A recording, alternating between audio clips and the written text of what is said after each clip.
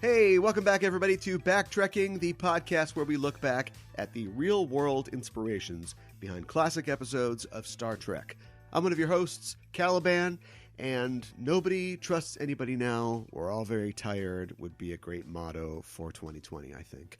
On this episode, I'm joined by my co-host. Hey, I'm Gooey, and I'm being kept out in a cabin until we figure out who I am. Plenty of oatmeal, though, for you. That's the right thing to do. Thank goodness. Yeah. We're a part of the Just Enough Trope podcast network, which is home to many shows about your favorite topics, like TV shows and films, comic books, video games, anime, music, and more. You can find out more by going to justenoughtrope.com or by following at JustEnoughTrope on Twitter. Keep the geek fires burning. Well, we are back, whether we want to be or not. No. I want to be. My mind does. My body is somewhere else, though. You're pushing through, though, and that's to be commended. You gotta fight through. You gotta push through the wall, no matter what. Be it slight illness or 100 below weather, and maybe there's a monster out there that looks like one of your friends or like you. Hey, I'm cool. Just let me come in. I swear. I don't want to be out here anymore. Yeah, it's so great. Like if they remade The Thing today, it would be we know who the monster is, and he's not going to go away, and we're just kind of forced to live with him, and we hate it. And but he makes a lot of good points. Okay, I like your that's the elevated horror version, right? That's what we're living in right now. So call me Bloomhouse. Let's get this done. How you doing? I'm doing good. I'm surprised everyone I know is sick right now. So I have not been, and I'm feeling very lucky because I usually can get pretty sick in these times. Do you get flu shots? No, I haven't gotten a Good flu for shot. you. So. Knock on wood, though, because now that I've said it, I feel like I've cursed myself. Yeah, good for you. I went on a huge rant against flu shots on the latest episode of one of my podcasts for some reason, because it felt right. I was just taking it where it was going. But I do believe in immunization and vaccination, and absolutely, people get your flu shots, but not for me because I'm so tough. That's why I spent about 3 days on my ass. Yeah, but you're here now, and you're I think you're fine now, right? Yeah, you're normal. We talked about that. What is normal? Yeah, I haven't put my blood in a petri dish yet and stuck a wire in it, but we'll see. I'm heating it up as we speak. Yeah, okay. Well, before we get to our featured subject for today's show, let's talk about what's happening in the news of the world of Trek. And the funny thing is, there is a lot going on. Like, we don't have to hunt around. I don't know if you've heard any of this news recently, but things have been just popping off. And I think it's like a symptom of everybody's back from the holidays. Everybody's got great plans for their media franchises as we go into 2020 here. And CBS and Alex Kurtzman have fired off the guns of news here in the middle of January. We've learned that there are apparently 2 additional live-action Star Trek series that are in development, including everything else that's going on right now. I did not hear that. That's really wild. Wow, okay. We don't know what they are. When you think about it, there's always been this sort of vacillating number of how many series are being developed. They mention or they announce the intention to do like a Captain Giorgio show, but then 18 months go by and you don't hear anything else about that, and you think, well, is that still one of them? So when he says there's 2 more, does it mean that, or is that one that was already on the board for being developed? Long ago, they talked about developing a Star Trek Starfleet Academy show, which literally had like the developers of Gossip Girl working on it. So that was in development, but then isn't counted or hasn't been counted the last 18 months or so when they talk about what's in development. So this is all leading up to say that when Alex Kurtzman offhandedly says in an interview with a website that there's 2 more shows in development, we don't know what those are. It, of course, sends everybody to the speculation mill. I think probably the leader in the clubhouse, as far as speculation goes, is that they are semi-confirming a Pike series. Okay, well, that sounds cool. I mean, I like this new Pike. So yeah. I didn't really love that short trek that was set up, Spock's first day or whatever that much, but the idea of just seeing some fun classic Star Trek romps sounds fun to me. Right. Yeah. I think it does to a lot of people, and there's been a lot of just positive enthusiasm for the idea of continuing the adventures of the Pike Enterprise. And of course, those actors have stuck around. Like, they've kind of got their big three in Pike, Spock, and Number One. And we've seen them in short treks, and so we know that they're all connected to the franchise still. So I just think that would be a no-brainer for what he's talking about. The second one, we don't know. And I think I don't know. I guess it's not irresponsible. We have to find some nicer way to say that. But I think it's irresponsible for him to, at the end of this interview, go, yeah, there's 2 more live-action shows. Like, what? At this point, I don't think that you have to. You spent the last 2 years basically drumming up notoriety, drumming up excitement for this brand, which is now doing fine, right? It's rolling now. Discovery's already been renewed for a 4th season, or at least it's 95% confirmed. Everybody is shitting themselves over Picard. You've got something else. You've got this. Star Trek 4 is alive now in the theaters. Like, I don't think you have to do that sort of, oh, we got a lot of good things. Oh, we got plenty of things. Like, you don't have to do those vague teases. At this point, just, wait to drop it on us at the next Trek convention, or the next TV upfronts. Sure. This just seems like he's playing the old game still, and I don't think he needs to do that. Yeah, especially they shouldn't do this either. But we live in world now of Disney being and here are our Marvel movies planned for the next 4 years. Or yeah. But Disney always does it. Disney does the opposite thing where they do it with such authority, and then you 4 years later look at that list they released 4 years ago, and half those things never came to fruition or are totally different. I'll never forget the announcement of Captain America 3, Captain America and the Serpent Society. And I was like, oh boy, that's going to be great. And then I don't remember that. They went in a completely different direction, of course, after that. Yeah. I definitely, I don't like that. And I don't really like this either. Because when we also say what does in development mean? You know what I mean? Yeah. Tell me about it when you got something is how I feel, Yeah. I guess we have to have the probably brief but still important conversation about burnout. So where do you think we're at? RE burnout on just Star Trek as a whole? Well, yeah. Maybe they're. I don't think we've gotten there yet. I think because right now there's never there's never too much going on at one time, I think it's more burnout on all the potential things that there are, it sounds like a lot, but it hasn't actually happened yet, so. Drowned me in Star Trek shows and movies and material, but knock it off with the promising everything.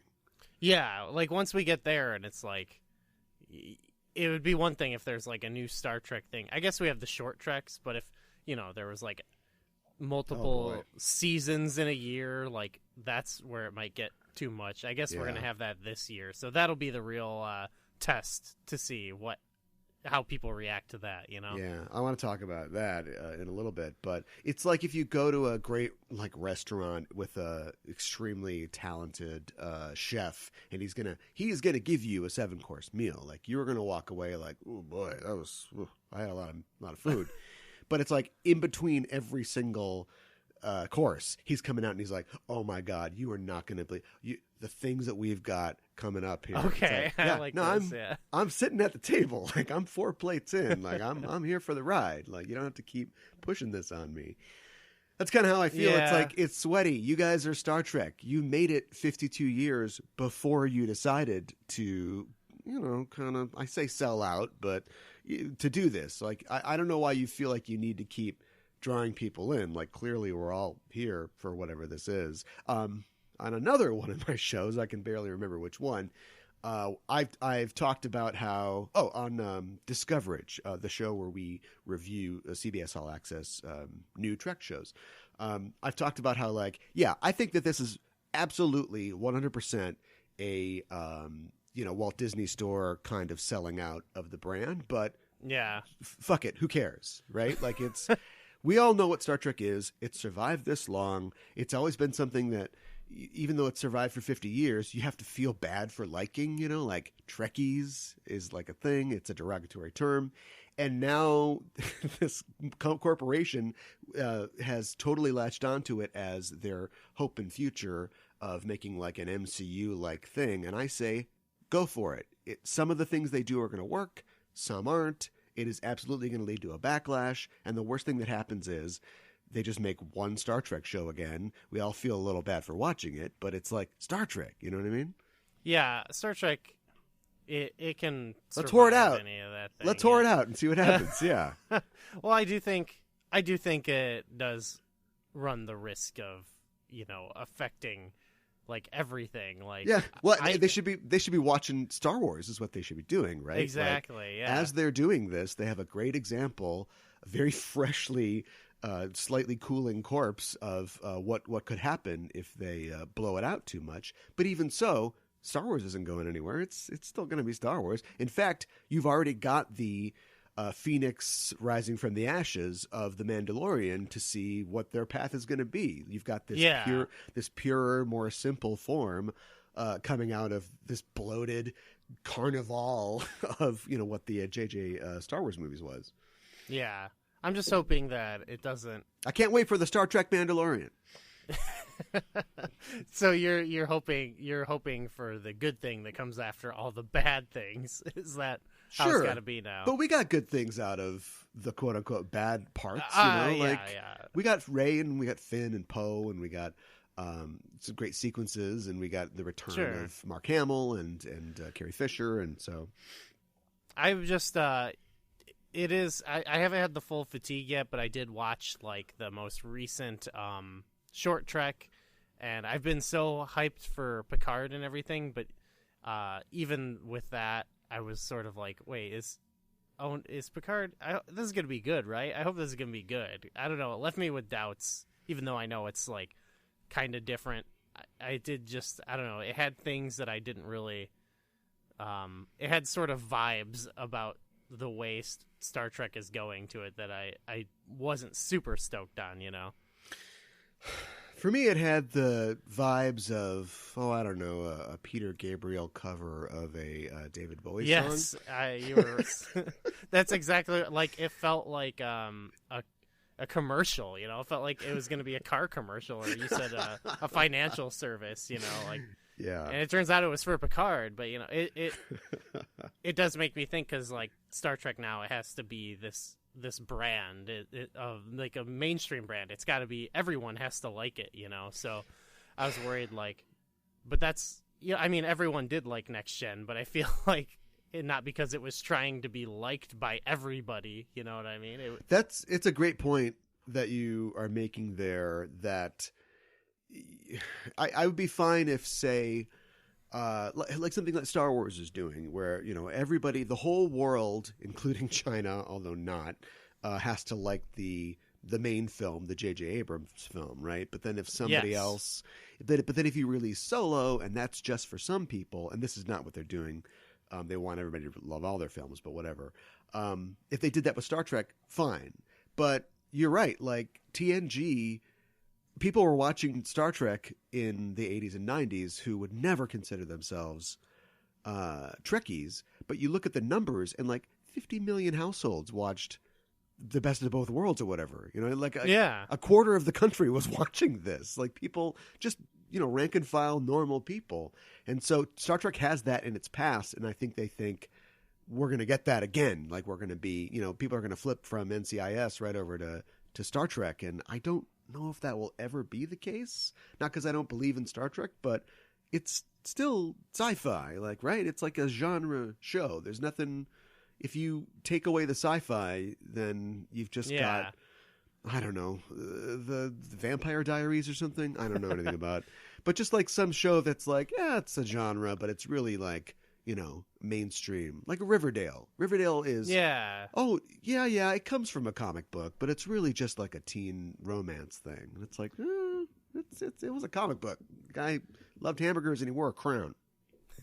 Yeah, exactly. And I'm all for Star Trek changing and doing different things because it always has. And sometimes it's better, sometimes it's not. But for me, it's just I'm more weary about it changing to be like everything else, Yeah, but like I said, I don't think it could ever change permanently, or at least I hope not. We're going to talk about a movie today that is 80 years old, comes from a story that's very, very old, and has also been remade and changed a couple times. And I think the core of the story is still there. So the one thing that scares and bothers me is that every time they interview Kurtzman or one of the fucking people on the show, the tone of the interview is, this is not going to be what you think. And I don't know, like, why would they continue with that messaging? If it's going to shock us, let it shock us. It seems that they're getting us ready for something. Like, are they embarrassed of the show? Or is it going to be so different and not action sci-fi like the genre what Star Trek is? Or is it going to be? Or does Kurtzman consider the CBS Star Trek brand to be the Kelvin universe, zap, zap, zap, zap stuff, and this will actually finally be something contemplative like older Star Trek but they're trying to get us ready for something, and I don't know what it is. I like all the things. It could be one thing or the exact opposite, but I get what you're saying. It's either what we want and they think we don't want it, or it's not what we want and they're trying to get us ready for that. Yeah, I sort of wondered, like, maybe they're saying that to, like, get people ready because it's like we're revisiting a classic character. So, like, maybe... And it's become more explicit, the language, recently. Like, they've said, this is not TNG. And so I'm like, well, not TNG in that they're wearing pajamas and standing around for a long time. Yeah, that's what I wonder, because if you watch the trailer, it's like, obviously it's not. Yeah. I don't know. I think with all the teasing is because we live in like the world of hype now, and there's always got to be something to hype, even when you don't have anything to hype. Except you do when you have a new show coming up. But you know what I mean. It's like you can't. A new Spider-Man movie is not made yet, but we got to hype the next Spider-Man, so there's got to be drama about if Tom Holland will be back or not, because there's just always got to be hype about something, Yeah, or and just the way that the relentless pace of movie releases and properties, like the new Black Widow movie is coming out relatively soon, and at this point in any normal release schedule, you'd have sort of the second or third trailer, and we'd like be locked in.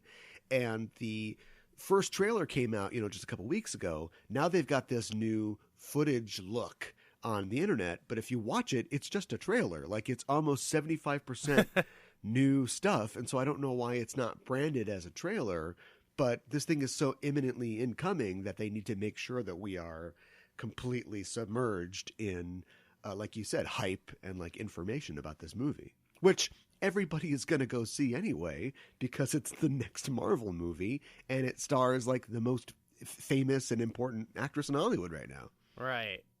But at the same time, like, I don't know anyone talking about that movie too. It's true. Yeah, that's true. Like, maybe at some level their computers have detected that there isn't enough gabbing going on about it, so we need more engagement. yeah.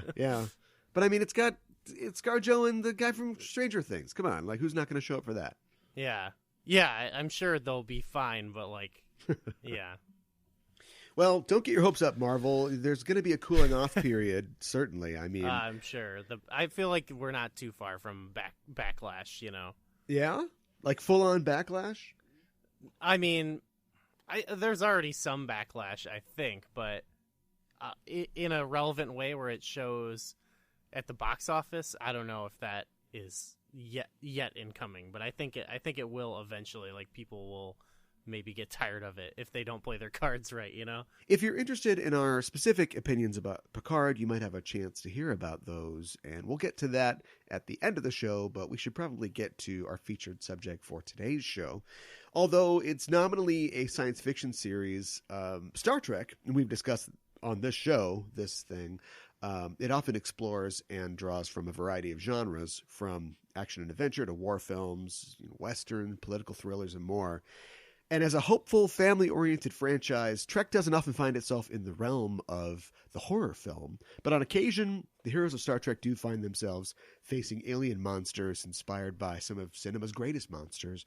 Aliens themselves have often played the monster in many sci-fi stories, and one of the earliest tales of sci-fi horror and paranoia was turned into a movie in 1982 by a director who was a master of blending elements of genre and science fiction into spooky new creations. We're talking about John Carpenter's The Thing.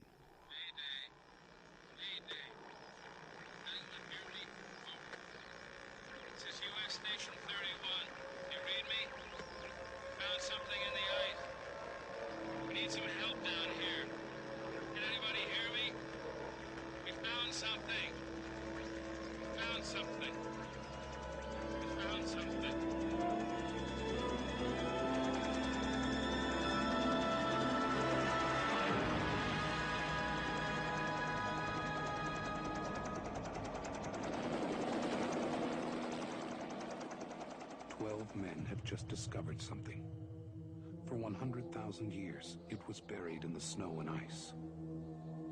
Now it has found a place to live. Inside.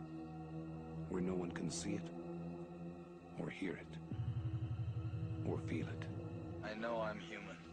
Some of you are still human. This thing doesn't want to show itself. It wants to hide inside an imitation. It'll fight if it has to, but it's vulnerable out in the open. If it takes us over, then it has no more enemies. Nobody left to kill it. And then it's won. You guys gonna listen to Gary? He can beat one of those things!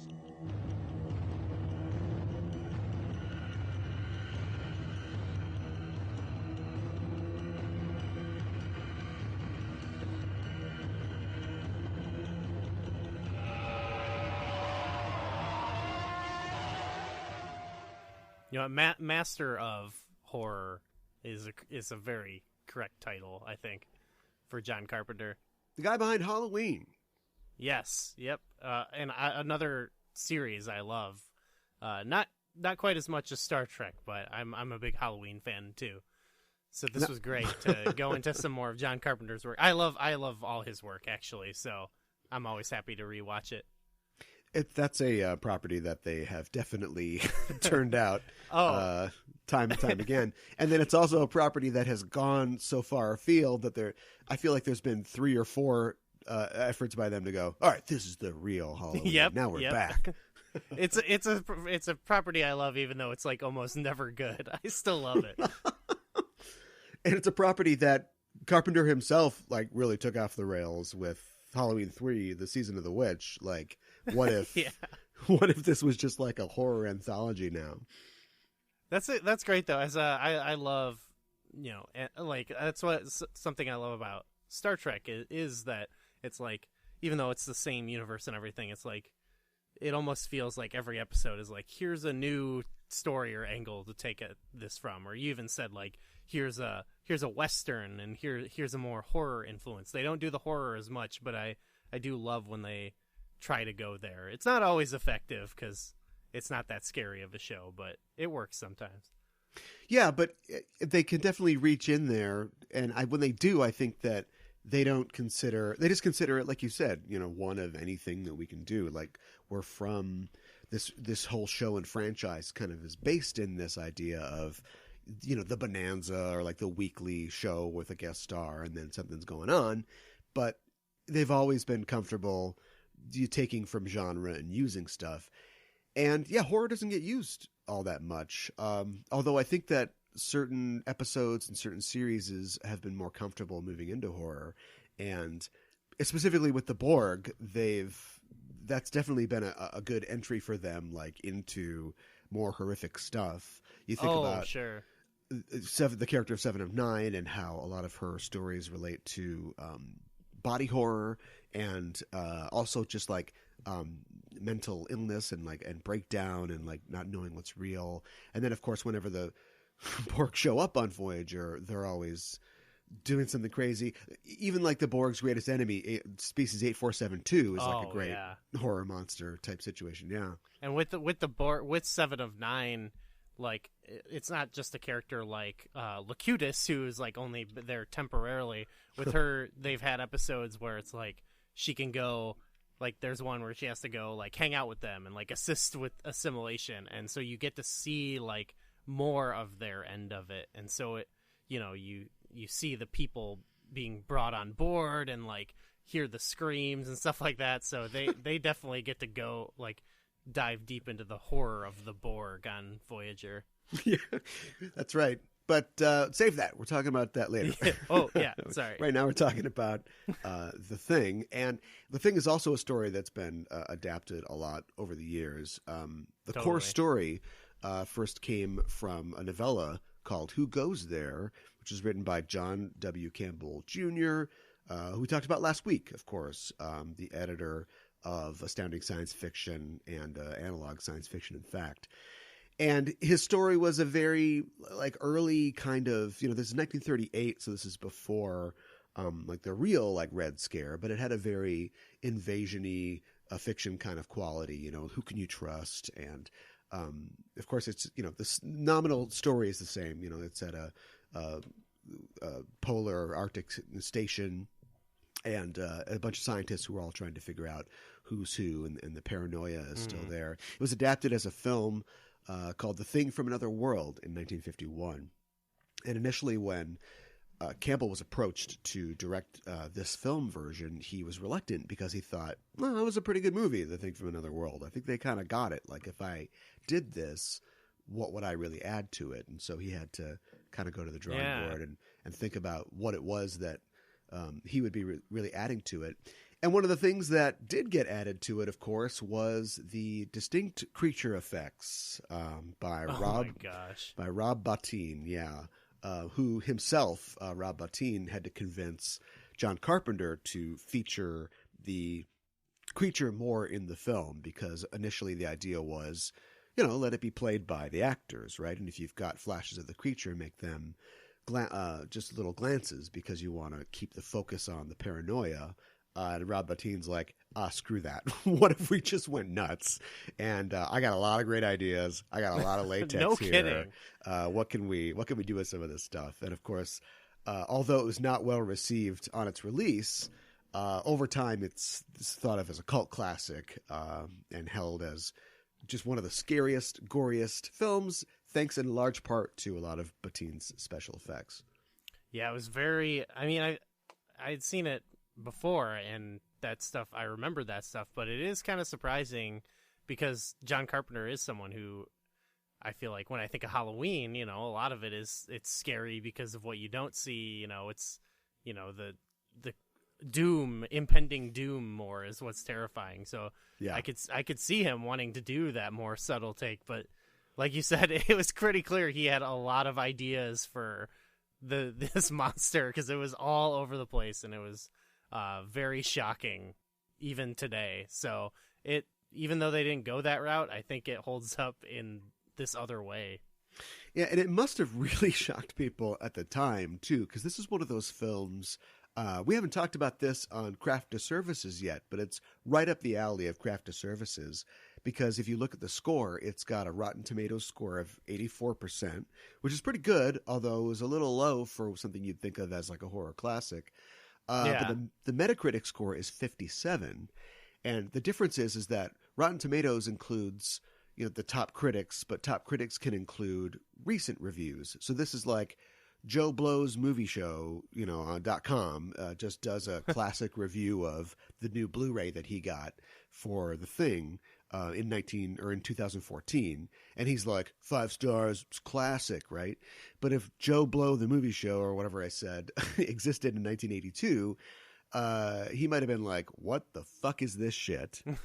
And that would go in the negative column. And Metacritic uses pretty much all contemporary reviews. So totally almost split down the middle.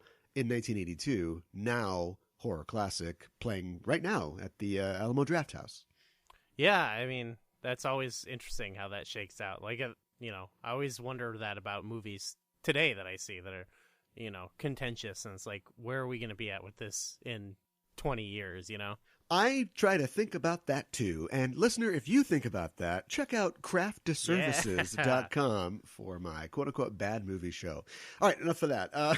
Yeah, it's just, I looking at it now, I don't know how you can't, like, I put my 1982 brain on, right? Kurt Russell isn't quite a household name, or at least not post, his Disney work. Mostly because he hasn't done all the movies with John Carpenter he's going to do just yet. But clearly this guy he doesn't even have a character. Like, he's literally just swearing at like latex and you're like, yeah, get him. Like, he's a hero. You want to follow this guy. There's no development for him, really. Yeah, exactly. But it's cool. You've got a whole bouquet of other actors. Keith David, also not exactly a name at this point, but would become one. But he's a presence. Yeah, you got a bunch of other guys who are all not famous, but engrossing characters. You've got an insane creature effects, and like who's going to do what. And I don't know how this. You got a score by Ennio Morricone. I don't know how this doesn't roll off the line, and people go, you might not. It's tough. It's a tough movie, but it's rewarding. I could see. I guess I haven't read any of the reviews, but my thing would be like, I could see someone saying like bad characters and like just gory and gross. You know what I mean? Like, yeah, that's the shallow reading I would give it. I will say, like, in terms of investment in characters, don't get invested in any of them. And you're never really going to get to know any of them. Like, yeah, a lot of them are just like, walking targets on their bags. But I feel like a lot of them are just like, I don't know. They have a certain charm or charisma that it's like, I feel like I know some of them without them having said much, Yeah. Like, I get a vibe of what the radio guy is like, and, like. Yeah. Yeah, don't leave Windows alone. He can't take care of himself. But Windows, that's it. but you get like just this interesting little short story going on with somebody like Gary, who is played so well by Donald Moffat, a guy who, when Donald Moffat shows up, he's always a stuffed shirt. He's always yelling at somebody. He's usually like a politician or a cop or something like that. And in this, there's just this, I don't know what it is, like this hurt behind his eyes, like there's this quality of softness. He's the guy that walks around with a literal 6-shooter, a gun belt around his waist. And yet he just seems like this little boy in like this old man's body. And somebody who was just not prepared to do whatever this is, to face this thing, to lead these men. He might have the gun, but he is not the guy. And of course that leads up to a great moment when everybody suspects him, and then they're testing the blood at the end, and they do his last, and he's fine, and he's just like, great. It pops off. If you don't mind, can you untie me? Because then I'm going to be stuck on this fucking couch all winter. Yeah. Yeah, there's this moment of like, it's like been boiling, the whole time, and it, he finally has like the cap pops off, Yeah, I love and I mean, that. Yeah. Spoilers are obviously for the movie we're talking about, but he makes it just about all the way to the end. That's the type of like character work we get in this. I think it's put a lot on the actors to just convey I mean, they're pretty simple in a lot of ways, but I think they all do a good job of like, the one guy likes the dogs, like I don't know, like one more. That's great. That's what I need to know about him, Yeah.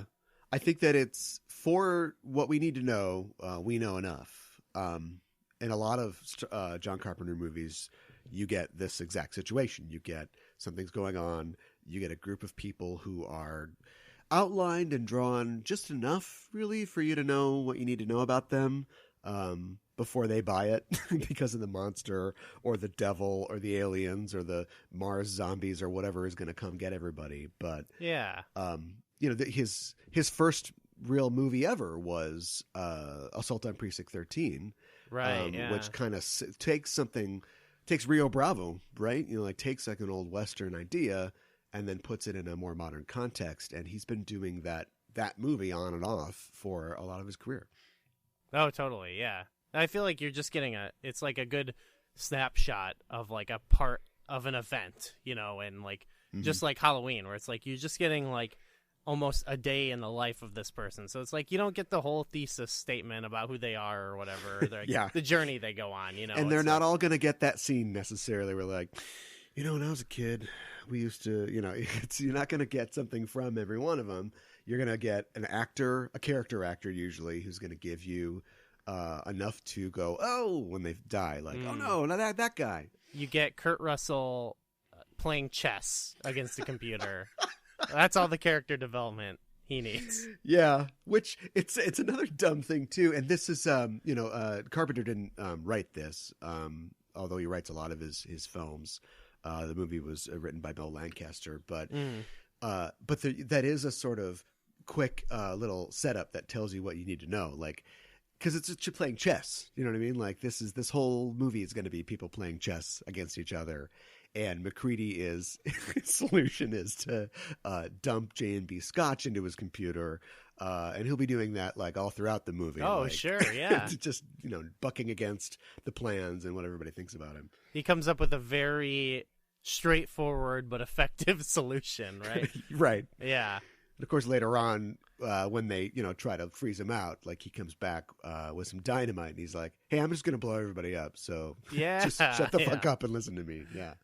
That's one thing about the movie that just in terms of scripting, we get the great standoff with him when they start to suspect him. But there's a couple little setups where it seems like either them believing that he's the Thing or the audience believing he's the Thing is supposed to be bigger or loom larger in the story. We have the one character, is it like Norris? No, not Norris. I can't remember. They all got really weird names, but the one who is the first guy to find the MacReady's jacket when MacReady is dictating his the tape and saying basically, oh, okay. I think they got to tear your clothes, right? And so then we see a guy who we don't even, none of the rest of the guys see this guy find MacReady's jacket, and then he's dead the next time we find him. And then later on, off camera, we see that Knowles has found like the jacket, and so now there's a suspicion that MacReady is the Thing. But I don't think the audience ever really buys that. No, I feel like, at least when I was watching it, I mean, I guess I know what happens, but to me it felt like you're on his side. Like he's the hero, he's like the player character, the protagonist, Yeah. So yeah. But I felt like it does a good job of like convincing you that everyone else would believe it, so that works for me. Yeah, I mean, he is like the hero, and he is kind of our POV character. You'd also think that, I don't know, maybe, so I haven't seen the 2011 Thing, which which is like basically the prequel to this, like I guess Where the Dog Come From. Not super necessary, I don't think, but that's fine. But I bet in that there would be more of an emphasis on like explaining the story to us. Yeah. And I think in a more conventional movie, you would start the movie with like Kurt Russell talking about how the only thing I had to do was drink and play chess, and that bitch of a computer was cheating the other day, and then like we keep checking in with him until like the last scene would be him. Even if you have the Keith David scene where they just share the drink, like this is the last thing from MacReady. We're all gone now, and him just sort of like updating us with like this audio log. But instead, it's just like right. It's almost like the screenwriter's like, what if they did this for one scene? Well, I felt like it's like it conveys enough about it, like it's more subtle. It's more feels like his character. It's a little less obvious. It is more, like I said, day in the life, or more slice of life, I guess, is more of what I'm going for, as opposed to like trying to like pull a more melodramatic character arc out of it, Yeah. So I almost like that it does have this kind of like some people might not like the ending, but I like that it is kind of this like moment, the whole detachedness and this being unmoored from everything else is a huge part of it. And it's a big contrast to something like Star Trek yes, Star Trek is a story that we sort of pick up again. We pick the book up every week and then see where we're at. And we're aided by the fact that the captain comes on and says, this is the date, this is what we're doing and what we've been doing. And in this, it literally starts with, who's this dog and what's the helicopter? And then it ends with two guys freezing to death, or is one of them an alien? And we don't know, and we're never going to know. And goodbye, we're leaving this story. Yeah. Think about that. I love that too. Yeah. And so when he makes this tape, you think, well, is that important? Like, is somebody going to find this tape? Will they ever know what happened? And the movie's like, I don't really care. Like, we're in the Arctic, man, or the Antarctic. Like, everybody's cut off from everything. You're never going to know. That's part of the mystery. That's part of the tragedy. I think even the movie says, does it even matter at some point? I think, right. Is it when they're freezing where he's like, I don't remember. I just remember feeling at that moment, like, there is this vibe of like, one of us could be it, but who cares, Yeah. Yeah. And it's also just, it's really nihilistic, but it's like, it kind of feels good to not have to care. It's like, oh, thank God, we're both going to die. Yeah. Like, they set up before that if one of them is, and they freeze, it isn't death for that thing necessarily. But at this point, as a human, I've done literally everything I can to stop this alien invasion. So, nice little drink. I did think though that it's still kind of nice for him because it's like he starts like I'm gonna screw this computer, I'm gonna wreck it, and all this stuff, and then and it is clear like throughout the movie it's like a matter of survival. Like, we got to kill this thing. It's killing all of us. I don't want to die. But then by the end he's like, no matter what, we have to try and kill this thing until it's beyond the point where it matters. Maybe that is nihilistic, but I at least think like it's somewhat positive to see, a character who, you could view as kind of like self-serving, more kind of sacrifice everything, for the world, Yeah. Yeah. A guy that starts off murdering a computer, and then throughout the movie, all he does is talk about how much he just wants to go, pass out in his cabin. But he's still going to step up, and nobody will ever know all the cool shit that he yelled at this alien when he was trying to kill it. Yeah. He didn't do it for the cool points, I guess, but it's in the script. He's described as like 35, no nonsense. It's pretty much, what you'd expect out of the character that we get. And I was wondering, so it's like 81, 82 in the world of the movie, right? So he must have been in Vietnam at this point. Okay. Yeah. Right. He was like, probably a real young kid flying choppers in Vietnam, and now he's doing this at the ass end of the world. You have to kind of wonder about the histories of all these characters, which we'll never get, but that's why it's fun, I guess, to speculate on them. And, I mentioned Gary before. I'm also really interested in Dr. Copper, played, of course, by Richard Dysart from L.A. Law, if people remember that, and why he has a nose ring. What is going on with that? Sometimes you gotta look cool. I don't know. I don't want to do too much work into this about how, John Carpenter was, I'm sure a hippie and enjoyed his time in the 60s, and a lot of people, a lot of movies of the early, late 70s, early 80s are about what happens to burnt out hippies, the dream is dead, now what? I don't want to get too deep into that, but a lot of these guys do seem like dropouts, like people who either went to Nam like McCready did, or didn't go to Nam like Palmer definitely didn't, or Windows, guys who sort of ended up at the bottom of the world. This is, it's a lot of your early 80s, like heroes are more like this. I feel like a little bit more, like screw the system type. Yeah. I think of like Rambo, someone like that. He's like, why are you pushing me, I think the nose ring actually is equivalent to me of Nimoy's glove in Body Snatchers. Or it's just like, yeah, he's a doctor or whatever, but he's got to have like a gimmick, like he's a wrestler, you know? That's a great comment about his glove. So imagine Nimoy swaps the glove for a nose ring. Yeah. Hey man, listen to me. Listen to me. This is in your mind. Listen, you gotta look me in the ring. Look me in the ring. You gotta go to sleep. Yeah. So it's just it's a interesting like collection of characters, and then of course, I mean, we can't talk about the characters without talking about A. Wilford Brimley. As Blair. The guy who, he was only in his like 40s at this point. He's one of those guys who's been an old man forever. Sure. Yeah. He's one of those always olds, basically. Yeah. But he's not actually all that old in this film. And he's such a fascinating character because he's the guy who immediately gets it.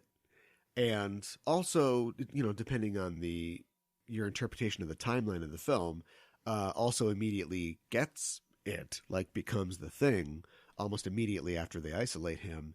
And his behavior is equally antisocial both ways. Like when he's on our side, he's almost killing us. And then when he's not on our side, he's, building a new UFO and is really the primary thing we got to stop here. I mean, maybe that's kind of what made checking in on him so compelling to me, because it like you feel so bad for him. I think at least I did a lot of the time. That first time when he goes and he looks in the slot and he's like, "What's up, buddy?" And he's framed in the slot with a noose next to him. Yes, and he's like, "I just want to come back inside." Anymore. Yeah. It's like, and also, I mean, maybe this goes along with sort of the like nihilistic ending of it or whatever, because I feel like you feel so bad for him the whole time. And then when they go there, it's like, no, but yeah, he's actually been the thing the whole time. He is literally the main bad guy at the end. Yeah. Yeah. So it's like, you shouldn't, you were right to not trust him, like, but I wanted to the whole time, I felt bad. Yeah. It's that great quality of this film and a lot of the properties who are also sort of based off of it, in that it's impossible. Well, I mean, like, wanting to survive and fighting an alien who does not care about you and literally will absorb your flesh into his, like you are seemingly authorized to do whatever, to kick, scream, fight, burn, destroy everything just to save yourself. But at the same time, having that, he's showing us, like you said, how he is so pitiable at times, and then also he is the main bad guy. It's just like morality gets turned on its ear. It's like, who do you fight? Who do you hate? I don't know if you ever saw the X-Files episode that's based kind of on this. Yeah, I have. Yeah, that's a really good early X-Files episode. I think it's called Ice.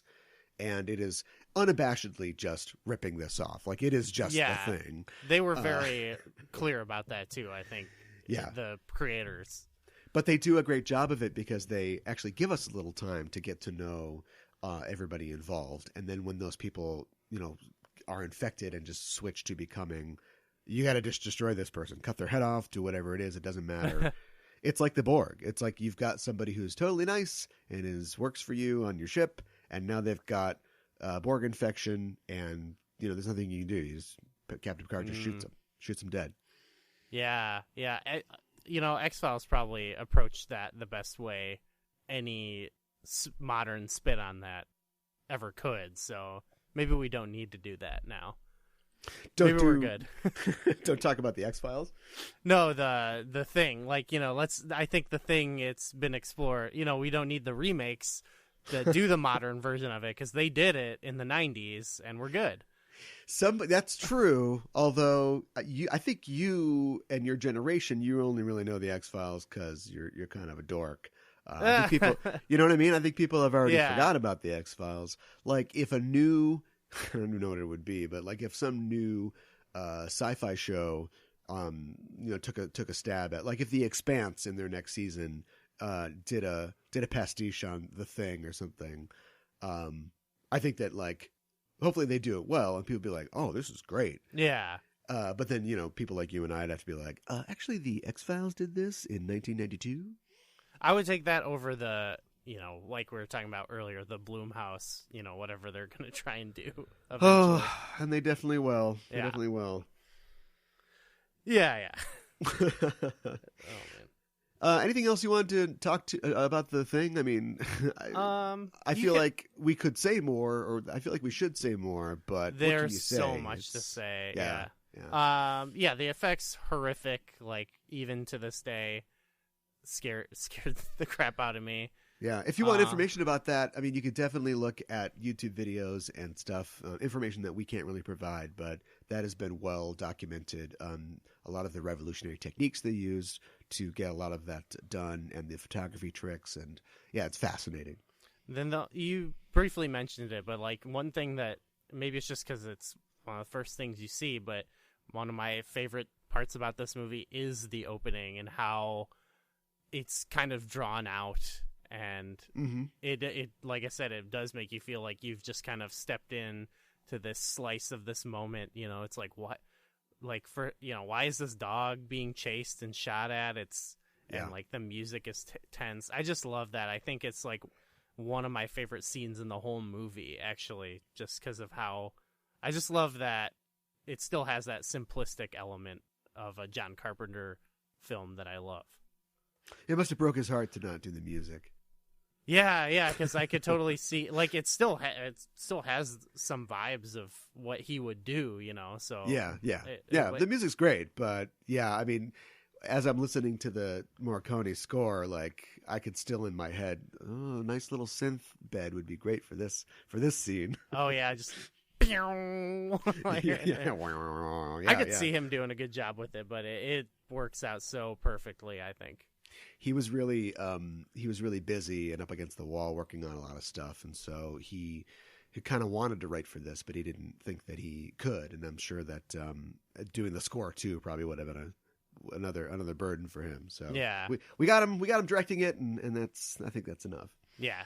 Do you have a favorite John Carpenter movie? I think it's Halloween, actually. I think there are ones I've liked better, but that I experienced later. But Halloween was a movie I liked as a kid, even though it scared me, before I knew like who John Carpenter was. You know what I mean? Like, before I figured out what a John Carpenter film was, and I recently watched through the whole series again, and it's like one of the only series where, like, maybe one movie is good and then everything else isn't. And yeah, it's just stuck with me. But I haven't seen all his films, but like there's like maybe 5 of them that I would, go to bat for. So yeah.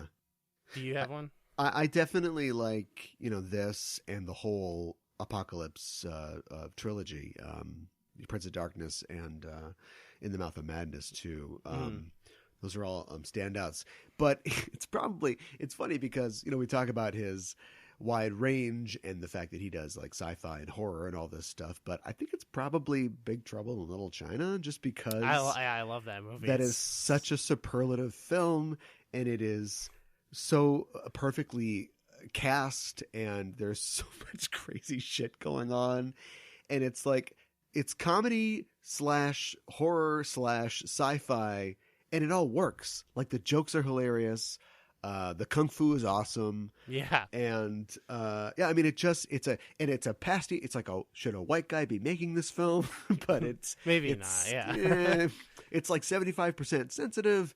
The rest is like, hopefully you can laugh off, and it just works so good. And Jack Burton is just one of the greatest cinematic characters of all time. Yeah. It's a great template too for like what like a good comic book movie could be, just because it is all over the place in that same sort of way that like a goofy Marvel movie could be or something.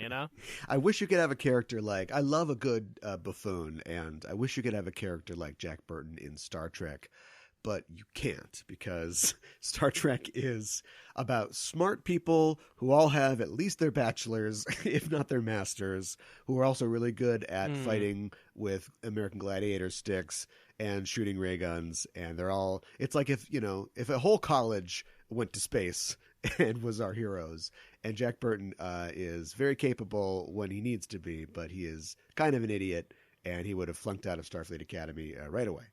Maybe we could get like a side character who's not a Starfleet, like a well, series. I feel like they try to do that with characters like Tom Paris. It's like, okay, he dropped out. He's a cool dropout, but he's not really all that cool. Is there they could do you've mentioned on your other show, Outrageous Okona series or episode or short trek. Yeah, the new Harry Mudd. Yeah, there you go. Yeah, not quite. Well, yeah, sorry. You're not that outrageous, Okona. I guess not. No. Well, I think that's all we can do to the thing before it does something to us. We'll take a break right now for a word from our sponsors, and we'll be back with more BackTrekking. Welcome to Virtual Theater. I'm Andy Spiteri. And I'm Gooey Fame. The day Bison graced your village was the most important day of your life. But for me, it was Tuesday. If you're a gamer, a movie buff, or both, you're going to want to check out our podcast on video game movies and the stories that shape them. Luigi, it's a mushroom. Come on. Trust the fungus. We let you decide which movies we cover via Twitter poll. So be sure to follow us on Twitter at Virtual Theater X. Right, you can hear him talking. Yeah. Pika, pika, pika. They can't understand me, kid. And give us 2 thumbs up by subscribing on iTunes, SoundCloud, Stitcher, or wherever you get your podcasts. The fate of billions will depend upon you. Sorry. We are a part of the Just Enough Trope Network. Okay, we're back, and it's time to talk about the Trek side of this equation. There are few Star Trek villains as literally horrific as the Borg. I mean, not only are they relentless and terrifying, but they're ultimately pitiable as well. Like seeing their ravaged bodies, the bleak environments they come from, it's clear that they are as much a victim as the species that they're attacking. But upon their introduction in 1989 on Star Trek The Next Generation, in the episode Q Who, they quickly became the premier villain of Star Trek's Second Age, appearing in every subsequent Trek series with a starring role on Voyager in the form of Seven of Nine. When Enterprise debuted in 2001 as a prequel to the original series, an appearance by the Borg seemed out of the cards. But with a little time travel magic, Archer and the crew of the NX-01 got their chance to join the fraternity of Enterprise crews by facing the Borg in an episode titled Regeneration. UPN next Wednesday. A startling discovery on Earth leads to Enterprise's first battle with the ultimate enemy, the Borg. You will be assimilated. We've been boarded. Resistance is futile. I've been infected. They set us up. An all-new Enterprise Regeneration. UPN next Wednesday at 8, 7 Central. It's kind of a perfect, scenario they had to get it in there, I thought. It's good because it's, the whole series of Enterprise starts with a nod to Star Trek First Contact, right? Farmer Hoggett appears, in a recorded speech and sort of launches, literally the show. And so here's a chance for us to refer back to that by saying that one time old Zeffie Cochran was given a commencement speech and he just went nuts and started talking about future robots.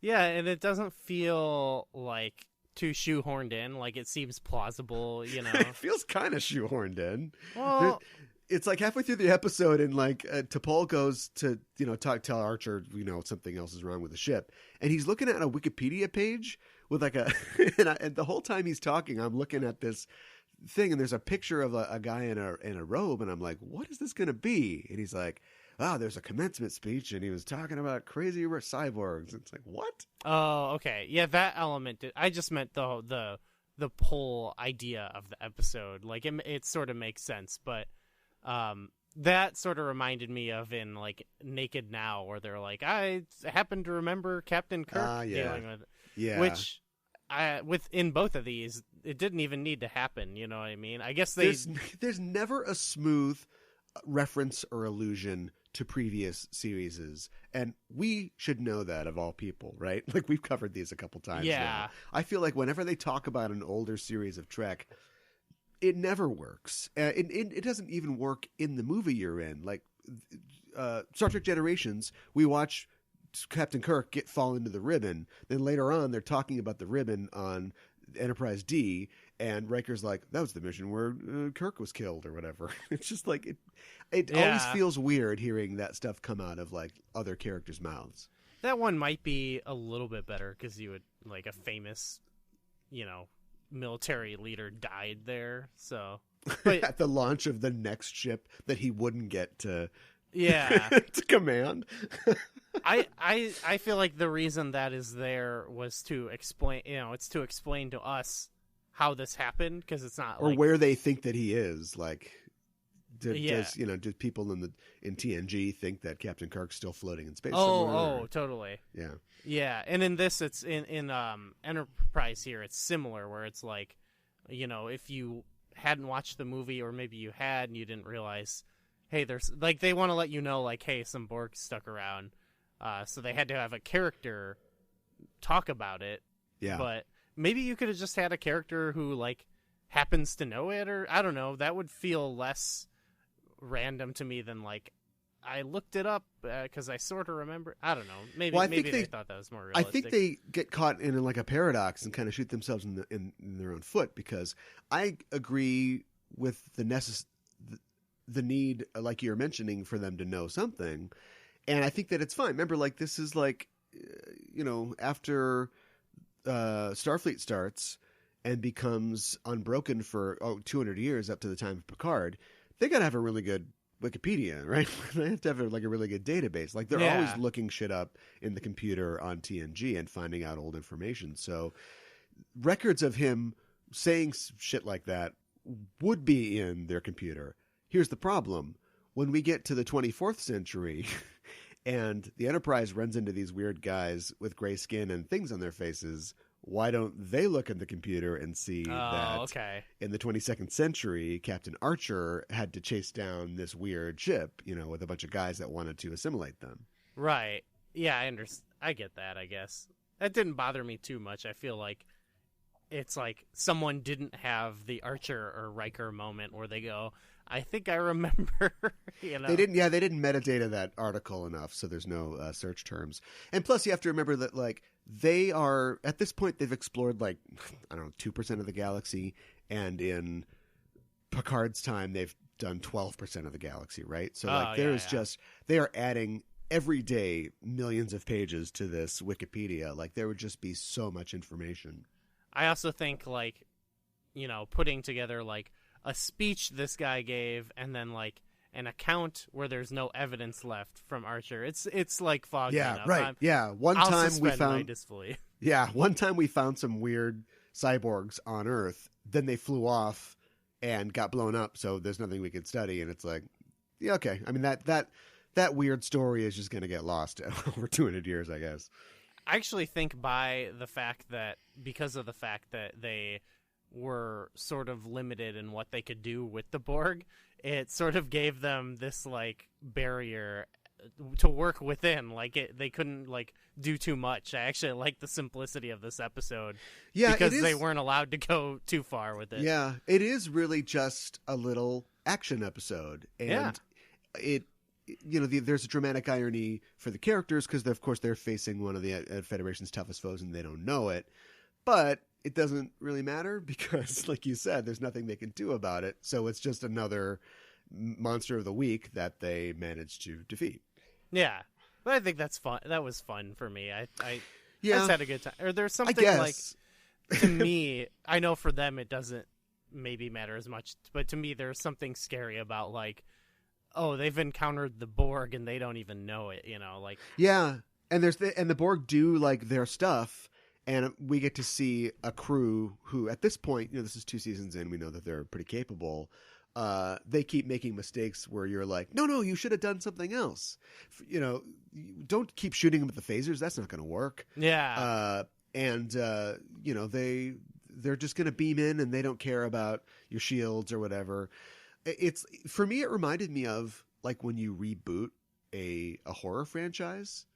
Yeah, okay, I get what you're saying. Yeah, when Michael Myers or Jason or whoever shows up and it's a totally new team of people who have not seen him before, they're going to do all the things that they're not supposed to do.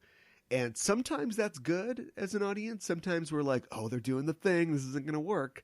but other times there's an escalation that you expect, right? Like you can't just have Jason pull off, he can't just, appear behind you when you're in the refrigerator or whatever, like, because we've just seen that before. And I'm not sure if this episode, I'm not sure which level it works on. It seems like for you, it works because they're just doing what they would do when somebody who doesn't know the Borg fights a Borg. Yeah. But for me, I kind of wanted them to find, the only thing new that they add to this is Dr. Phlox, figures out how to stop assimilation by nuking himself, basically. That's fair. I will definitely say, like, it doesn't bring much new to the table, but compared to other times where Enterprise is like trying to echo stuff, I think this is a more effective version, maybe because it is more simplistic and it's just like a fun adventure. But it's not like it's not like Top Trek for me where it's like thought provoking necessarily. Yeah, there's a kind of a runner that happens, or like an arc in when they first have the two Tarkalians who are totally Borged out, and then they're gonna F up the ship, and Archer just has to basically make the decision to space them. And they spend a lot of time feeling really bad about that, which for us as experienced Borg viewers, we know there's nothing you could have done about that. Captain Picard, the nicest captain in the universe, will just blow people away with a Tommy gun. So why is like badass Archer feeling bad about it? And the reason is because over the course of the episode, he'll have to, later on he'll have to leave 49 people behind and feel bad about it, but make that decision because he knows there's nothing we can do. And for him in that episode, that's a good progression. That's a good arc and a decision for him to make as a commander. But I don't feel like it has the same impact for us because we're like, get with the program, dude. That this is what you do. You blow up the Borg cube, even though it's got thousands of, apparently innocent people on it. Yeah. No, I get what you're saying, where it has that, like, that's the problem logic. with taking an old familiar villain and making it unfamiliar to our new characters. Yeah, I can understand that. I think the Borg on paper, they're a really weird proposal for a Star Trek villain. Maybe that's why they work. Like space zombies with tubes on their faces, and they don't even talk. Not really. Like, can you imagine Captain Kirk, trying to fight an enemy that won't talk back and that they can't yell at. In fact, they literally kidnap Picard so they have somebody to talk for them. So we were talking last week about why are there never like robots on Star Trek or early Star Trek? It's because like Gene Roddenberry's like, I can't tell stories about robots. I'm trying to tell stories about people. It seems like they seem like a bad villain for that reason to me, in that we can't talk to them. We can't convince them to join us or be, friends or whatever. And that's probably like why they work. That's probably the source of their appeal, because they're really like the opposite of everything that the Federation wants to be. The Federation itself has a kind of assimilative goal in mind, but it's more of a cultural assimilation. Like, take our democracy, take our egalitarianism, but keep, your own sort of societies. And yeah, the Borg is that, but it's not going to let you keep anything. It's going to take everything you've got. Yeah, even thinking back to when they're first introduced, it's like that's what makes them so terrifying, is like there's just literally nothing you can do to beat them, Yeah, they will use their own diversity, stunted as it is, to beat you. Like their technology will beat yours, will absorb yours. They can shoot them with whatever gun you want. They're going to find a way around that, and so.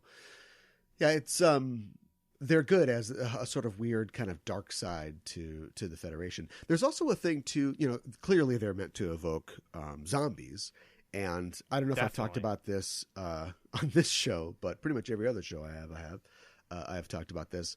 The fact that there's this theory that when Republicans or conservatives are in power, zombie movies are popular at the box office. And conversely, when liberals or Democrats are in power, vampire movies are popular at the box office. And so I think if the Federation sort of represents, in a lot of ways, the kind of liberal anarchic kind of dream of government that completely beneficial, overarching government control by the people and for the people. The opposite of that would be sort of like this militaristic, conservative, like horde of unthinking zombies. Yeah, I guess so. I mean, but it also, even the portrayal of like how to think about the Borg changes like back and forth a little bit. So that might even buy into that theory a little bit more, you know? Yeah, I mean, the Borg, classic Borg changes a lot when we start seeing them almost day in and day out on Voyager. Yeah. And also really, you know, with their depiction, their big screen depiction in First Contact. You know, this is the first time that we get the idea of it's not completely distributed. You know, there is a queen. If this is a hive, then there's got to be a queen. Mm-hmm. And even going back to like, you know, Hugh, you know, you get this idea of, well, you know, there are people within this, you know, that these drones are living beings, you know? Yeah. Do you think that the Borg queen is a good idea or a bad idea? Is that a shark jumping over? I've gone back and forth. I think when I first saw that character, I felt like that because it sort of took away from it. But I don't know, I've recently watched First Contact and Voyager, and I like the idea all right. Like, I still think it maintains some of the, you know, she sort of talks about how she's still part of the, you know, the groups. I think some of the ideas are still there. I don't think it undoes like Q Who or the best of both worlds or iBorg or anything. So I don't know. I'd have to think about it more, but I'm not as upset about it as I thought I was, you know. I think that the application of, or the creation of the Borg Queen for First Contact is pretty great because it gives you, you know, a serial villain to hate, basically. You know, she herself is sort of a Bride of Frankenstein-y sort of monster. It's just like when you take it and then you put it on TV, and now it's like every cube has a Borg Queen, and every, you know, this endless replication of the idea of it and kind of watering it down. That's where I start to kind of want to get off the boat. Yeah, I've never really, I've watched some of the Borg Voyager recently. I'm not like super connected with it as much, but I don't know, it gets the job done. Why are Borgs? I mean, the practical answer to this question is because that's who we hired to play them. But why are the Borgs only humanoid? Like, right? Yeah, we're the Klingon Borgs, or I don't know. Can we? Yeah, for all their talk about assimilation and togetherness, can we add an element of racism to this? Like, where are the three-legged Borgs? Where are the sphere-shaped aliens, you know, with Borg stuff on them? Yeah, even the Borg Queen was like, I used to be species 2453 or whatever, and it's like, well, right. you look human. I don't know. Yeah, it's funny because sorry, our alcoves are only 5'6" to 7'2", and then nobody else. Although I can see them doing that because they're all about specifications, right?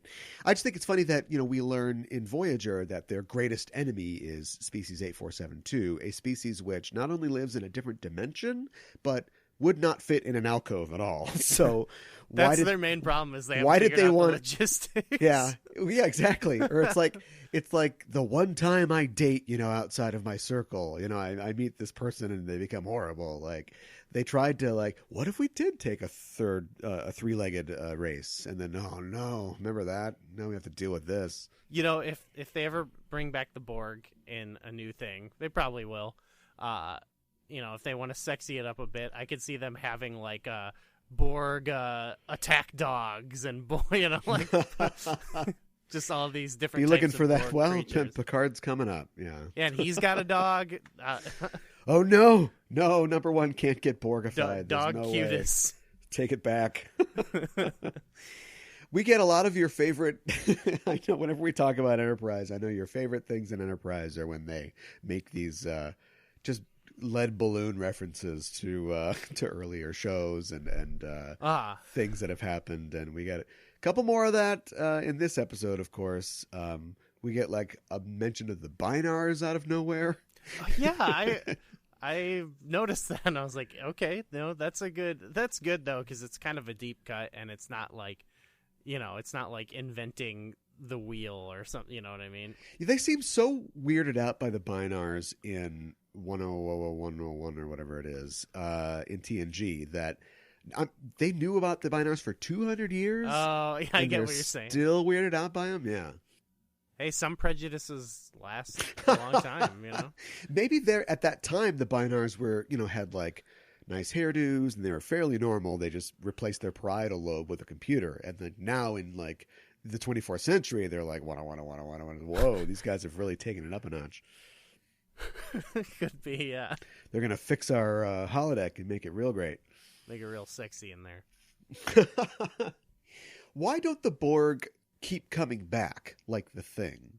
Like, we see them in this episode be frozen for 200 years, and there's a long history of, cryogenic freezing in sci-fi and Star Trek, but we immediately see, in fact, the human scientists are like, hey, this is really great. Like, look at this. They're repairing all the cells, and they're putting them back together. Again, in a scene that's kind of reminiscent of Blair looking at cells in the Thing. Yeah. But so they kind of put, the Borgs back together. Why not, if you blow off, their head, or why don't spider legs come out of it? You know what I mean? Or like, if they really do have like microscopic nanobot robots, how come they, from like a single piece of flesh with enough material, how come they can't like grow a new Borg? Well, I think you're pitching a great concept for what new Borg are going to be like. Oh boy, when they have attack dogs. I hope not. Yeah, with their Borg attack dogs. Because that would be the that's like the running zombies of zombies. You know what I mean? Where it's you thought they were bad before, now they're super fast and they regenerate like the Terminator. Yeah. Something that works about having... Okay, so here's the deal. It is an enemy race that can take any species and make it part of them. And when you shoot them, it slows them down, but they start coming again. Like Jason or something like that. It works because you have restraint and because you believe that it could exist in a world with enough time and enough technology, and that maybe you can just make them go to sleep and they'll blow up. But yeah, now it's like, oh shit, this is CBS All Access. So yeah, it's all going to be like, you cut them in half and they grow two other halves, and others too. They become the T-1000 basically. Yeah, I can totally see that happening. Yep. So that's what I'm afraid of. All right, I quit. I don't know about you, but we're done. Something that I always love about Enterprise is they must have sat down at one point and went, let's have more fist fights. Like, these guys are physical. They don't have a lot of goofy technology and ways to get out of stuff. So, yeah, Sam Beckett's going to be throwing punches.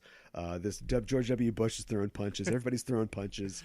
And there's some great, like, just straight up, fight scenes with the Borg in this where, the guns don't work. And so they're just like, I think somebody spears somebody, like Goldberg at one point. Yeah. That's pretty great. And they're just throwing each other around. And I always love that.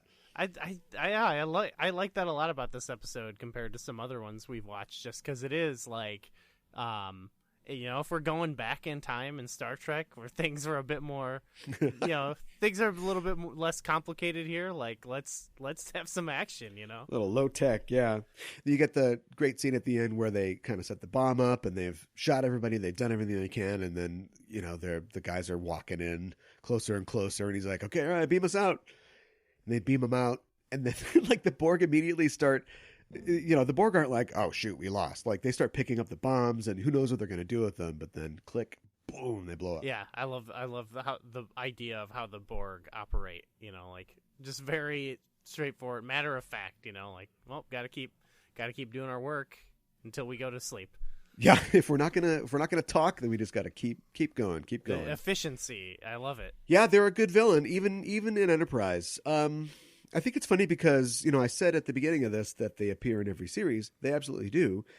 People always say there's no Borg in DS9, but DS9 wouldn't exist without the Borg. Now would it? Yeah, episode they're in the very first episode. Yep. And that's fine. They don't need to be in. Deep Space Nine has its own thing going on. You know what I mean? Like, it doesn't need the Borg. You know what? It does, but hasn't that always been its problem? When it first came out, it was branded by some viewers as too insular, too hard to get into. Even 25, 30 years later, it's seen as being a great triumph, and yet still stands apart, I think, from the Trek edifice in a lot of ways. And, a lot of Treks are getting a lot of loves these days with Alex Kurtzman and his big 5-year deal with CBS. Yeah. Where's the DS9 relook?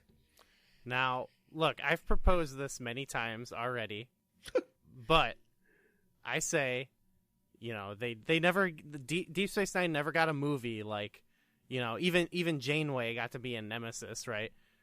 I'm saying best part of Nemesis. Yep, it'll make it up for me is if they do the Old Man Worf movie, and through that you can have his connections to Deep Space Nine. It does, Picard and Riker and Data and Troy, they're all in the Picard show. They're fine. Worf, he's out doing his thing. He can go meet up with, I don't know, Odo, I guess he can't meet up with Odo. Jake Sisko, we talked about. Yeah. He could. I mean, Odo could just beam somebody else. That's true. Or, yeah, he could take a new form. That could be kind of cool. Or, Ezri Dex or whatever, So that would do a Worf thing, CBS. Do you is Worf... I think I know the answer, but is Worf more a DS9 character than a TNG character now? Sort of, I think. I mean, who claims him?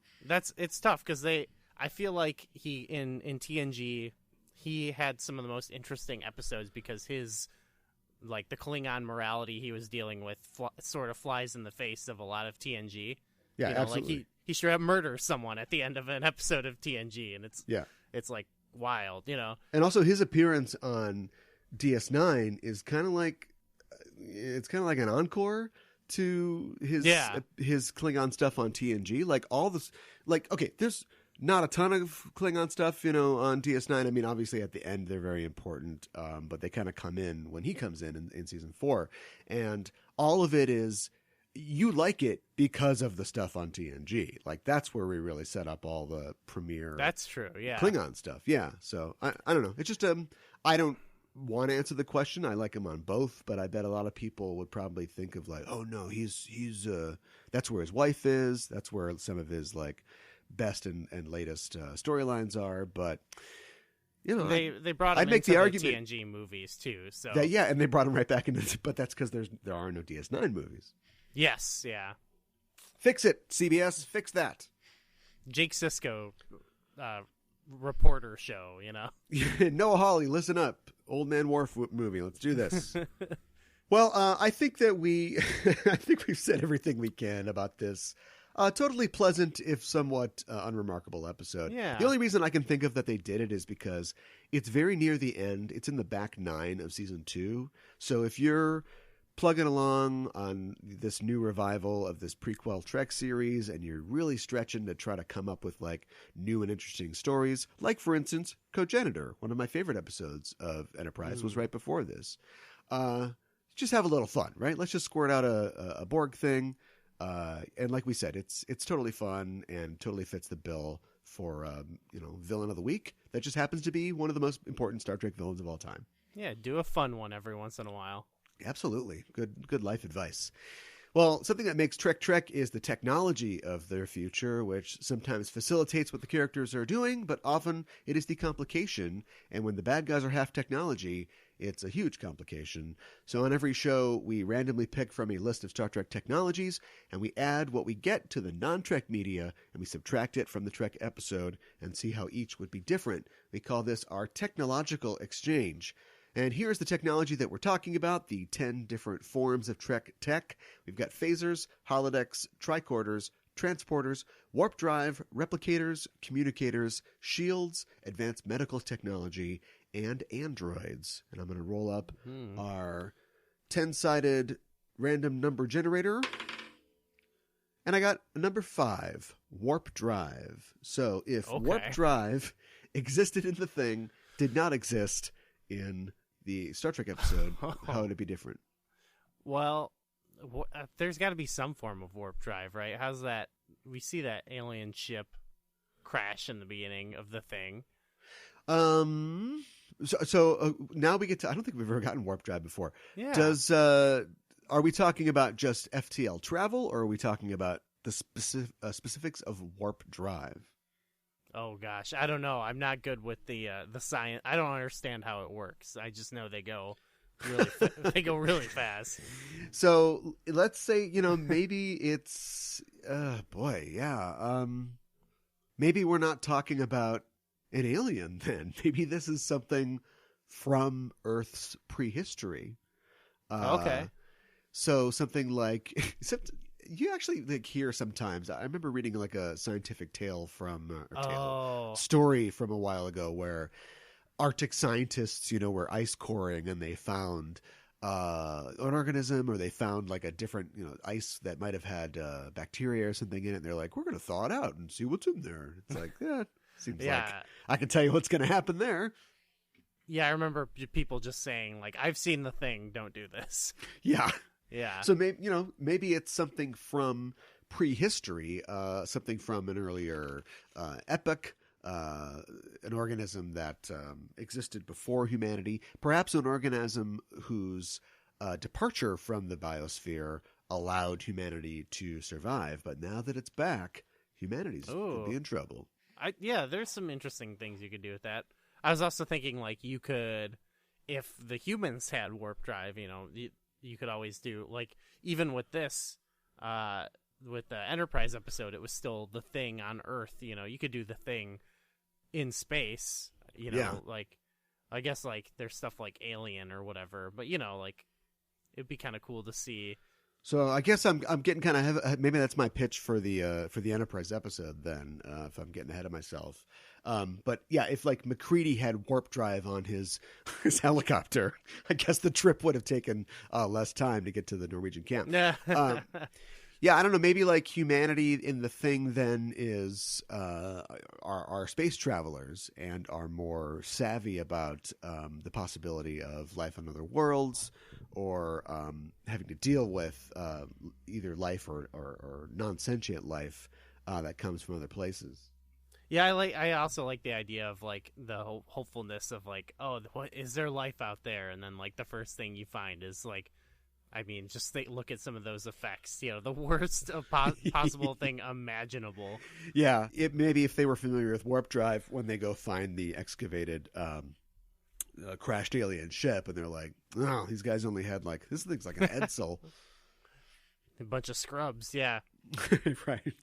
It makes me think of in these sort of movies where, like, The Predator or something, where it's like they only have so much of a benefit because they have so much farther advanced technology. Like, it's like shooting fish in a barrel a little bit. Yeah. Which, pause technological exchange for a second and back to cinematic talk. This opens just like The Predator. Like, they both open with, it almost feels like some movie executive is like, no, come on. Throw this flying saucer in there so people know it's an alien. Okay, yeah. Well, why doesn't this just start with a dog and a helicopter like we like? It literally has to be like, woo, and then good John point. Carpenter's The Thing. Good point. Yeah, they don't trust people. Whatever. I think these executives, they made a perfect movie, and the executives just added a little tacked on part just to make sure everyone would know how good the movie is. I need to sign it and misspell my name. Okay. So you've got McCready and his helicopter's got warp drive on it. It's funny too that like if you think about warp drive as also being an extension of, we're talking about transportation, right? We're talking about the ability to get around. Having these guys trapped in the Antarctic until the end of the season might not be a problem either. Yeah, I guess so. I guess even by this point in Star Trek, they don't fully have like transporters, but like, eventually it's just like, well, we can just like beam across the planet, no problem, Yeah. So I guess, maybe that'd be less of a factor, though. There's always something like, they were dealing with like, weather interference the whole time, so there'd probably be crap like that, like, oh, we can't get a transport, Yeah. There's always that. It's interesting. I guess I don't know a lot about Arctic research centers, but from the start, like, Windows doesn't have a job. Like, the radio doesn't work from, like, the beginning of the movie, you know? And that's a problem because they need to be able to contact the outside world. Wilford Brimley puts paid to it, you know, in the middle of the movie when he destroys the equipment anyway. But you have to wonder, like, is that some effect of the alien ship or something, or is there a jamming effect or field or something, like, because it's never really possible that they're ever going to be able to tell anybody, which the movie has plenty going on. It doesn't need that tension to worry about either, but I just think it's interesting. It's 1982. I mean, it is a modern world. Like, they should be able to talk to somebody at some point, and then it's cut off, but instead, like, the radio just never works. Yeah, it feels like it'd be harder to do that now. Like, but now I guess every horror movie has a moment where they have to, like, have the person lose their phone or it doesn't work. You know? Yeah, right. Yeah, I think in the X-Files episode, they're able to talk for a little while, but then there is interference from the storm or something. But when they can talk early on, they don't know they have something to report. So I want to skip immediately to the Star Trek side of this because I have a theory here. Okay. So in the Star Trek episode, if they don't have warp drive, we could have a scenario like I already proposed where perhaps this is not an alien. It's something that they find, you know, maybe from an earlier time, or like an experiment gone wrong, because they find these humanoid things and, you know, they're like, well, they could be human. They test them and they find out that they're not. Of course, we never find out what species they are. I always love the fact that they, as I said before, meet this race of zombies from the Delta Quadrant, and everybody's pretty much human except for, like, the requisite chewing gum on their face. So I think it's really telling that every race in the galaxy is humanoid. But so you've got, like, the Borg, assuming that they originate on Earth because we can't leave. Remember, in the original episode, very different from the movie The Thing, the second the Borg ace everybody at the research station, they take off and leave the planet. Yeah, they get in a ship and go. So my theory is, if you add warp drive to the Thing and remove warp drive from the Enterprise episode, they just switch places. You turn whoa. You turn this the is Thing big brain idea here. You turn the Thing into the Enterprise episode if you just give the aliens a warp drive, and if you take it away and the possibility of it from the Enterprise episode, you're just looking at the Thing, basically. I love that. That's amazing. A bunch of scientists in the Arctic who find something weird and can't go anywhere or do anything about it. That does remind me that I like that that episode opens with these characters who we don't know, and they're not important to Star Trek. And I kind of would have loved it if it was just the Thing, and then, you know, by the end, the same thing happens earlier on, and they're leaving, and, like, they have to just, like, call the Enterprise, and they, like, swoop by and, like, blow them up or something, and like, all right, see you later, you know what I mean? Like, yeah, we get, like, I think it's the start of the second act before we even see the NX-01. And fun fact, the female scientist is John Billingsley's wife. Who plays that person? Yeah, but they're all like, you know, pleasant enough. They're all, you can believe that they're Starfleet or at least human research scientists. But yeah, for a while there, you think, are we going to get to this? And before the first time I saw this episode, I remember thinking, how are we going to get the Enterprise involved? Like, right. If this is just the Thing, why does the Enterprise come back to Earth to check on this thing? And the answer is warp drive. No, they get out of there. And now it's like, oh shit, like the Borg are loose in the Alpha Quadrant in the 2200s. Yeah. I feel like if they did do something like that, where it was just more focused on these new characters, and, like, they just did, like, the Thing but with the Borg, and it didn't even have the Enterprise till the end, I think people would be like this would be a way more memorable episode. And if they did it well, you know, that people would, like, this could be a great episode, just recommend as a one-off, you know?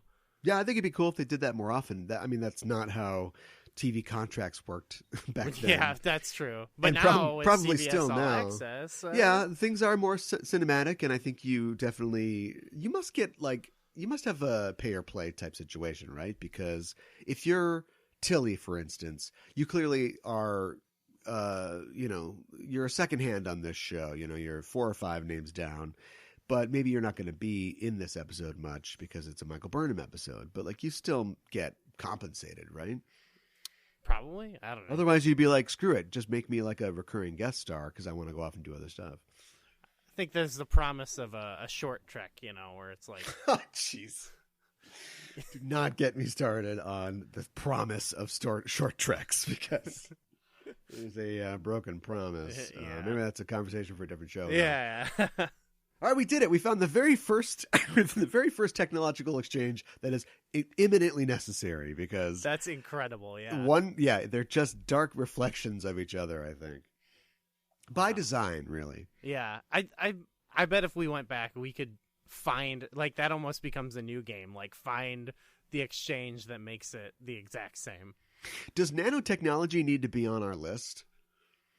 Yeah, we could do nanotechnology.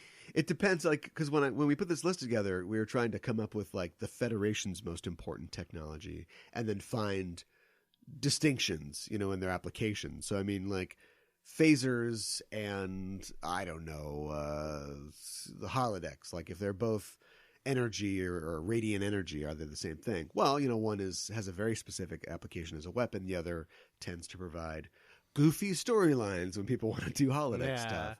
And so as far as like nanotechnology, the arguments against it in my mind would be it's kind of medical technology, I guess. So maybe it fits with medical tech. Oh, that works. Yeah. But also I think we know that the Federation uses it or has access to it, but not on the level of, the Borg.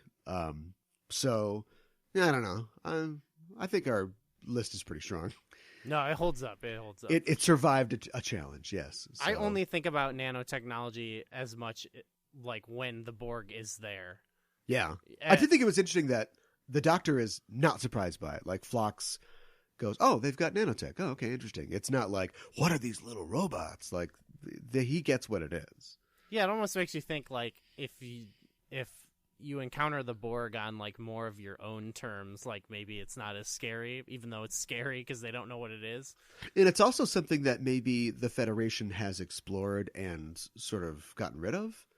Like, we see, I mean, they can literally create food from nothing and teleport people. So you have to imagine that a lot of the technologies that we don't see, they're just, they're over, or they've evaluated and decided not a big deal. We get a little speech from Malcolm in this episode about how he's a little weirded out by prosthesis. And that's something else that I think we've talked about on Enterprising Individuals, about how where are all the bionic limbs and stuff in the future. But also it's another thing where Phlox is just like, yeah, some races do it, some races don't. If your heart got shot out, I would have a synthetic heart ready for you. So clearly it's something that they do. They just don't. To them, sticking it all over a person doesn't mean future. Right. They're used to it. They talk about that a little bit with like Geordi and stuff too. Yeah. I think in Measure of a Man, there's that, why don't you just replace everybody's eyes with Geordi's eyes, Yeah, but also like the fact that I think that Geordi's got like the, what do you want to call it? The expensive phone of blind people prosthesises. Like, okay. I'm sure that there are many ways to give blind people sight, but he's got like, he can see in like 118 different spectrums, and he can do all kinds of things with it. And I think most people are like, no, I just want to watch TV. Like, just give me the regular thing. Okay. He's got like the Google Glass. The Google Glass. He's willing to be a social pariah. Yeah. Good for him. Well, he already was one. Should we tell people what's coming up on the next episode of BackTrekking? Yes, so we are going back to TNG, and we're talking about one of the most classic episodes, Darmok. And we're comparing it to the film, I've never seen this, Enemy Mine. So it should be exciting, because I'm going in totally blind. Oh my God. Enemy Mine. It's wrongly forgotten. Not a great film. I guess we'll talk about it on the next show. Yeah. But I wouldn't call it like a fantastic film, but it's so Star Trek-y in a lot of ways. Not to mention the fact that it's a white guy talking to a black actor playing an alien. But Yeah. Classic black actor. I Google image searched it, and I was like, "Yep, okay, this is probably like Dharma." Seems kind of Dharma-y. Yeah. So I think we wrapped it up for this week. Thanks for joining us, everybody. If you like the show, tell a friend. Please follow us at BackTrekking on Twitter as well, and maybe make a friend. And tell us what you think we should look at future episodes. We're always, God, this is our 20th episode, isn't it? So I think we've done okay. Yeah, who knew that we'd come this far? But of course, we're always looking for grist for the mill. So give us what you got, and you can do that on our Discord at the Just Enough Trope Discord. We got a link in the show notes. So check us out there. We'll be back in 2 weeks to talk about something else. Gooey, where can people find you online? You can find me on Twitter. My handle is @GooeyFame. And check out my other show, Virtual Theater, @VirtualTheaterX on Twitter. It's a video game movie podcast. So absolutely. And you can find me on Twitter at @KA1IBAN. And you can find the network at Just Enough Trope to learn more about all of our shows. And I wanted to mention probably the day this comes out, I think, if it comes out on Thursday, Gooey will be appearing on Discoverage, our Star Trek Discovery and CBS All Access show where we cover live the latest episode of whatever show's coming out on CBS All Access. We've covered the last 2 seasons of Discovery, and now, of course, we are gearing up to cover the new season of Picard. So, like, the way it works is the show airs 8, 7 Central, I believe. I'll have to check on that, but it airs on CBS All Access, and then 5-10 minutes after the show ends on CBS All Access, you go out, get a drink, go to the bathroom, come back and fire up your podcast machine, and we talk about the episode that just came out. And of course, this Thursday coming up, it'll be the first episode of Star Trek Picard. I'm pretty excited about it. Yeah, rubber hits the road. We put our money where our mouths are, and we talk about this Star Trek Picard, whether or not it's what we expected. I'll be looking out, Alex Kurtzman.